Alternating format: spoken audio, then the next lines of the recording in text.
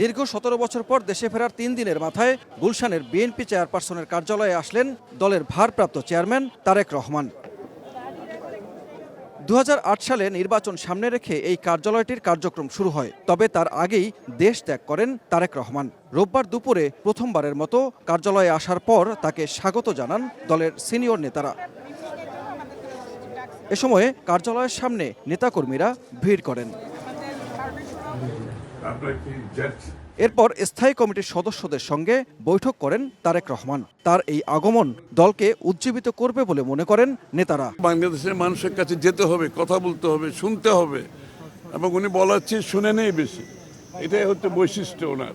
তো সুতরাং আমি তো মনে করি সারা জাতি উজ্জীবিত আজকে। খুলে বলো ফ্যান্টাস্টিক নিমো হালাল বিস্কুট খায় সানিও স্ট্যাটাস দিছে ফ্যান্টাস্টিক। আমাদের নেতা কর্মীদের মনোবল বলেন আর যেটাই বলেন অথবা কমিটমেন্ট বলেন, সেটা অনেক বড় হয়ে গেছে। স্থায়ী কমিটির সদস্য আমির খুসরো মাহমুদ চৌধুরী জানান, বৈঠকে দেশ এবং ঢাকা শহরের পরিকল্পনা নিয়ে কথা বলেন তারেক রহমান। নির্বাচন সামনে রেখে ঢাকার বাইরে সফর করবেন বলেও জানান আমির খুসরো। বাংলাদেশের প্রত্যেকটি নাগরিককে নিয়ে যে সুনির্দিষ্ট পরিকল্পনা উনি সেটা বলছেন, এটা জনগণের সামনে তুলে ধরবেন, বাস্তবায়ন কিভাবে করবেন সেটাও বলছেন। শুধু পরিকল্পনা থাকলে তো হবে না, এটা বাস্তবায়নের জন্য ওনার যে চিন্তা সেটাও বলছেন। জনগণের কাছে যেতে হবে।